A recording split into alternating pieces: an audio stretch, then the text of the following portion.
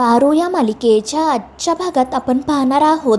प्रिया प्रीतमच्या खोलीत येते आणि त्याचा एक शर्ट जवळ घेत स्वतःशीच म्हणत असते की प्रीतम सर, आता मी तुम्हाला सोडून कुठेही जाणार नाही.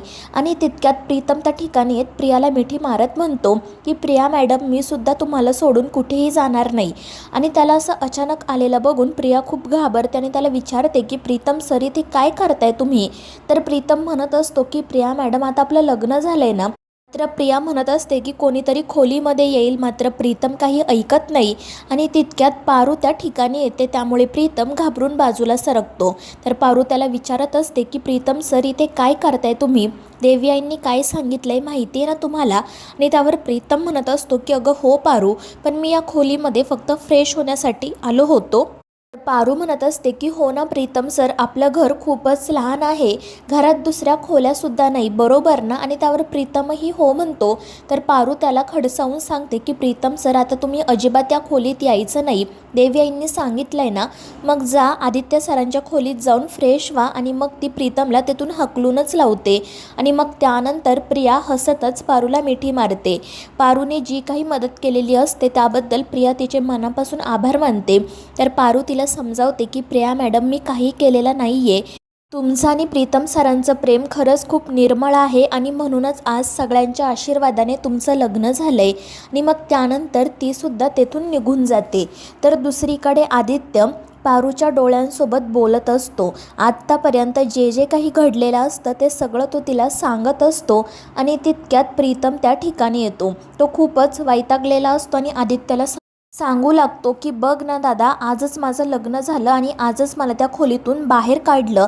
आणि ते ऐकून आदित्यला हसू येतं. आणि मग त्यानंतर आदित्य प्रीतमच्या जवळ जात त्याला विचारतो की तू खुश आहेस ना रे. आणि त्यावर प्रीतम म्हणतो की हो दादा, जर तुझ्यासारखा भाऊ माझ्यासोबत असेल तर मी का खुश नसणार.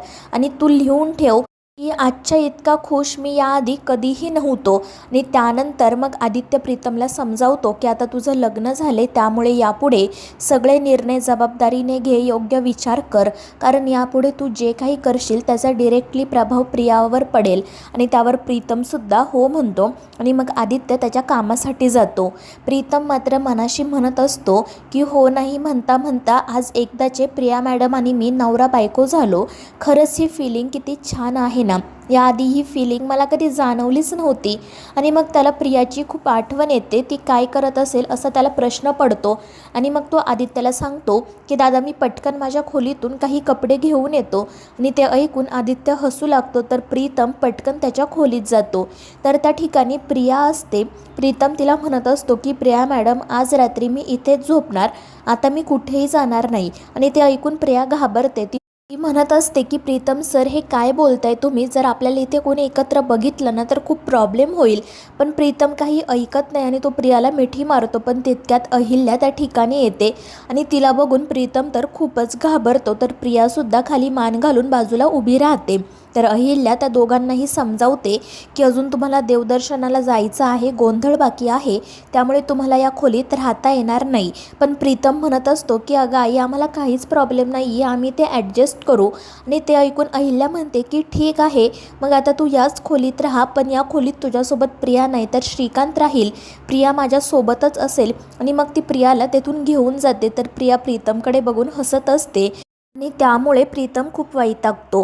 त्यानंतर रात्री प्रिया अहिल्याच्या खोलीत बसलेली असते. तिला प्रतापची, आबांची खूप आठवण येत असते आणि त्यांच्या आठवणीने नकळतपणे तिचे डोळे देखील भरून येतात. तितक्यात मग अहिल्या त्या ठिकाणी येते. ती प्रियाला विचारते की काय झालं, तुझ्या आबांची आठवण येत आहे का. आणि त्यावर प्रिया रडतच हो म्हणते. तर अहिल्या तिला सांगत असते की सया दादा आहेच असा, एकदा का त्याने जीव लावला की त्या माणसाला तो मरेपर्यंत विसरत नाही किंवा सोडतही नाही. मी त्याच्याशिवाय 20 वर्ष कशी जगले ना, माझं मला माहिती. आणि मग ती प्रियाला म्हणते की तू आता सया दादाला कॉल कर, बोल त्याच्याशी. मात्र प्रिया म्हणते की नाही अहिल्या मॅडम, आबा आत्ता झोपले असतील, मी उद्या सकाळी बोलेल त्यांच्याशी. आणि मग त्यावर अहिल्या हसून हो म्हणते आणि तेथून जाण्यासाठी निघते. पण तितक्यात तिला 20 वर्षांपूर्वी तिने प्रियाला कसं अर्ध्यावर सोडून दिलं होतं तो क्षण आठवतो. आणि ती प्रियाकडे बघत म्हणते की प्रिया बाळा, मला माफ कर. 20 वर्षांपूर्वी तू खूप लहान होती आणि मी तुला अर्ध्यावर सोडून दिलं. खरं तर त्यावेळी माझी इच्छा नव्हती तुला सोडून जाण्याची, पण माझ्याकडे दुसरा कोणताही पर्याय नव्हता. अनेकदा मला असं वाटायचं की तुला आणि सयादादाला येऊन भेटावं, पण मी स्वतःला थांबवायचे. आणि बघ ना गंमत, तू आमच्याच घरी आली, माझ्याच समोर राहिली, पण तरीही मला कळलं नाही की तू माझी प्रिया आहे. आणि मग ती प्रियाची मनापासून माफी मागते, तर प्रिया म्हणत असते की अहिल्या मॅडम प्लीज तुम्ही माफी मागू नका. माझ्या आईनंतर जर मला कोणत्या स्त्रीमध्ये आई दिसली असेल तर त्यात तुम्ही आहात. आणि मग ती अहिल्याला आई अशी हाक मारते, त्यामुळे अहिल्या खूप खुश होते आणि रडतच प्रियाला मिठीत घेते. त्यानंतर मग दुसऱ्या दिवशी सकाळी प्रिया प्रीतमला उठवण्यासाठी त्याच्या खोलीत जाते. तो मात्र झोपलेला असतो आणि त्यामुळे प्रिया प्रीतमला मुद्दाम त्रास द्यायला सुरुवात करते आणि त्यामुळे तो वैतागूनच झोपेतून उठतो आणि प्रियाला विचारतो की प्रिया मॅडम हे काय चालले तुमचं, प्लीज मला थोडा वेळ झोपू द्या ना, हवं तर तुम्हीसुद्धा झोपा. पण प्रिया म्हणते की प्रीतम सर उगाच काहीतरी बोलू नका, सावित्री आत्यांनी आपल्याला बाहेर ते खेळ खेळायला बोलावले आहेत, पटकन चला. पण प्रीतम काही ऐकत नसतो. मात्र प्रिया त्याचं काही ऐकून घेत नाही आणि त्याला फ्रेश होण्यासाठी पाठवते. त्यानंतर मग सगळेजण देवीची पूजा करण्यासाठी जातात. सगळेच जण खूप आनंदात असतात. तर दुसरीकडे पारूसुद्धा तिच्या घरी देवाची पूजा करत असते.